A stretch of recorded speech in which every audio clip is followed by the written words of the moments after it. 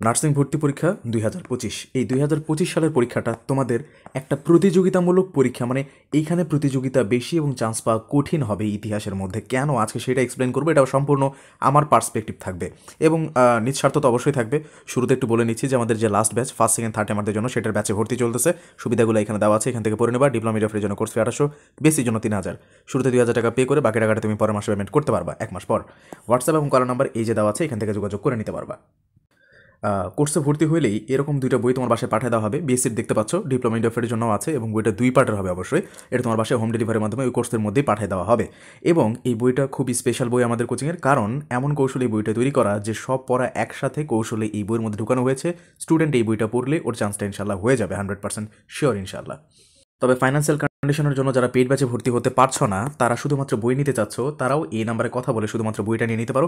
এবং তোমরা অনেকে আমাদের ব্যাচে ভর্তি হতে পারো না শুধুমাত্র ফাইন্যান্সিয়াল কন্ডিশনের জন্য, তাদের জন্য আমাদের সবথেকে বড় চমক এক্সাম ব্যাচ চলে আসছে। মাত্র 600 টাকায় তুমি হাজার হাজার কোয়েশ্চেনে, এখানে আমরা বলবো না যে মাত্র 50টা 60টা এক্সাম নিব, অসংখ্য পরিমাণে এক্সাম থাকবে।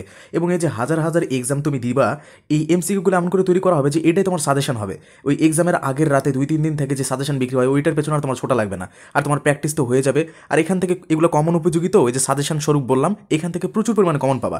সো যারা ভর্তি হতে চাও তারাও এই নাম্বারে হোয়াটসঅ্যাপে যোগাযোগ করে এই স্পেশাল এক্সাম ব্যাচে ভর্তি হয়ে যেতে পারো। তোমাদের রিকোয়েস্টে আমি এটা আনছি যে অনেকেই পেড ব্যাচে ভর্তি হতে পারতেছে না, বাট সুবিধাগুলো নিতে চাচ্ছে। এখন চলো মেইন কথায় আসি। দেখো, কথা হলো এমন কি হবে এই 2025-এ যাতে করে তোমাদের প্রতিযোগিতাটা বাড়বে এবার।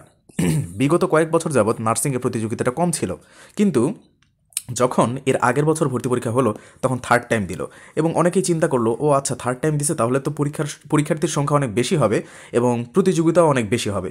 কিন্তু তেমনটা ঘটে নাই, বরং মোটামুটি সেমই ছিল বা প্রতিযোগিতা একটু কমই হয়েছে যতটুকু সম্ভব। বাট আমরা বলতে পারি যে ইকুয়ালি ছিল প্রায়। কিন্তু এইবার থার্ড টাইম না থাকার মতন আমি কিছুই দেখতে পাচ্ছি না। থার্ড টাইম এবার থাকবে ইনশাল্লাহ, হয়তোবা, মানে আমার পার্সপেক্টিভ থেকে থাকবে না এরকম কোনোই কারণ খুঁজে পাচ্ছি না। সব কিছুই সাপোর্ট দিচ্ছে যে হ্যাঁ থাকবে। এখন ধরো থার্ড টাইম যদি থাকে, তাহলে এবার কি ঘটবে জানো? ব্যাপক পরিমাণ প্রতিযোগিতা হবে। গতবারও তো ছিল, কেন হয় নাই? এর কারণ হলো এমন সময় থার্ড টাইমটা আনছিল, ওই সময় প্রিপারেশন নেওয়ার মতন আর তেমন কোনো সময় ছিল না। ওই জন্য থার্ড টাইম খুব কম পোলাপান দিছে, ইভেন প্রিপারেশন না নিয়েও দিছে। তো এবারে কিন্তু অনেক থার্ড টাইমার দিবে। তুমি বলবা যে আপনি কেমন করে জানলেন ভাইয়া? আমার ব্যাচ আছে ভাইয়া, আমি ব্যাচ পড়াই এবং অসংখ্য থার্ড টাইমার এবার প্রিপারেশন নিতেছে। সিরিয়াস হবে, বরং এরাই সব থেকে বেশি সিরিয়াস। এই সেকেন্ড টাইম আর থার্ড টাইমার এরাই সব থেকে বেশি সিরিয়াস, ফার্স্ট টাইমার তেমন সিরিয়াস না। তো চিন্তা করতে পারতেছো আমার কোচিংয়েই এই পরিমাণ স্টুডেন্ট যদি থার্ড টাইমের প্রিপারেশন নেয়, সারা বাংলাদেশ জুড়ে কী পরিমাণ থার্ড টাইমার স্টুডেন্ট থাকবে এবং স্টুডেন্টের পরিমাণও বাড়বে। তো এই স্টুডেন্টের পরিমাণ বাড়লে তোমার জন্য তো কম্পিটিশন বাড়বে, এটা একদম স্বাভাবিক কথা। তবে আমি তোমাকে বলবো যে তাহলে ভাইয়া এখন কী করব? আমি বলবো যে আমাদের কোর্সে যদি বেশিও লাগে, কম কোর্সে সম্পূর্ণ কোনো একটা টিচারের কাছে ভর্তি হয়ে যাও, বাট পড়ো এবং যেখানেই পড়ো ভালো করে পড়ো। আর আরেকটা কথা বলতে চাই, সব কথার এক কথা একটাই, সেটা হলো কি, অ্যাডমিশন এমন একটা জিনিস, দেখা যাচ্ছে যে কোয়েশ্চেন সহজ হলে কাটমার্ক বেড়ে যায়, কাটমার্ক কমে গেলে কোয়েশ্চেন কঠিন হয়ে যায়, মানে একটা আর একটার সাথে পরিপূরক আর কি। তো আমি তোমাকে বলবো তুমি খালি টার্গেট রাখবা তোমার 71% মার্ক উঠানো লাগবে। 71%, 71 থেকে 72% মার্ক উঠানো লাগবে। জিপিএর উপরে ডিপেন্ড করবে, যদি তোমার জিপি 5 থাকে তাহলে সেইটার কথা বলতেছি আর কি। 71 থেকে 72% মার্ক উঠানো লাগবে, এইটা তোমার টার্গেট। এখন তোমার জিপি হিসাব করে তুমি দেখো কী পরিমাণ মার্ক উঠাইতে হবে, ওই পার্সেন্টেজ ওই জন্যই বললাম 71 অথবা 72। বাকি সব কিছু তোমাকে কিচ্ছু খেয়াল করতে হবে না, তোমার টার্গেট শুধু এইটাই।